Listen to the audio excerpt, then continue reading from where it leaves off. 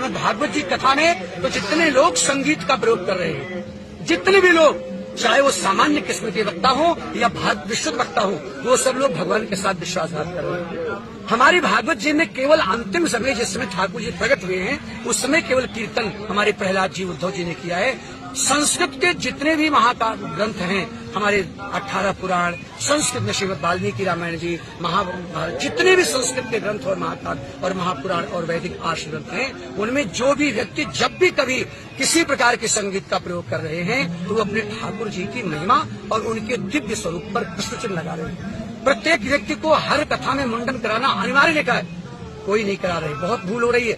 हम किसी को संतुष्ट करके अपनी संख्या बढ़ा करके यदि धर्म का अनुष्ठान करते जा रहे हैं, तो हम अपने उस समाज को भी धोखा दे रहे हैं और अपने भगवान को भी धोखा दे रहे हैं। माताओं बहनों को तो भूलकर व्यास गद्दी पर बैठना ही नहीं चाहिए।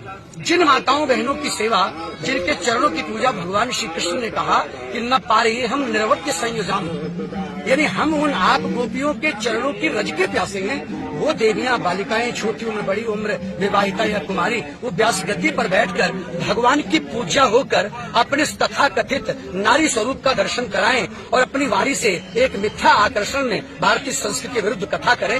ये संपूर्ण भारतवर्ष के लिए, हमने इस बात को कई महान विद्वानों से कहा, लेकिन महान विद्वान कहते हैं कि किसी का विरोध क्यों करें, बोलेंगे तो लोग मेरी आलोचना करेंगे, लेकिन जो चुप रहते हैं उनको भी दोष लगता।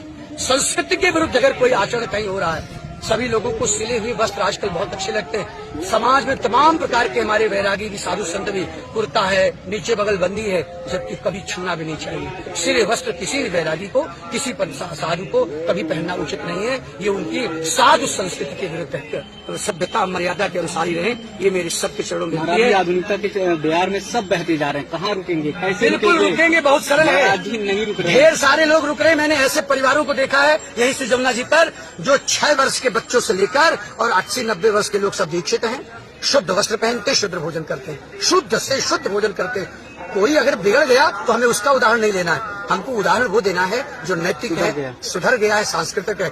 और हम तो संपूर्ण लेखक समाज से, पत्रकार बंधु से, शासन से, प्रशासन से, बड़े बड़े सामाजिक उद्बोधकों एवं उपदेशकों से आग्रह करेंगे कि आप उस पंक्ति का प्रचार कभी ना करें जिससे किसी का मनोबल गिरे या जिससे किसी में अपनी भारतीय संस्कृति का किंचित ह्रास हो।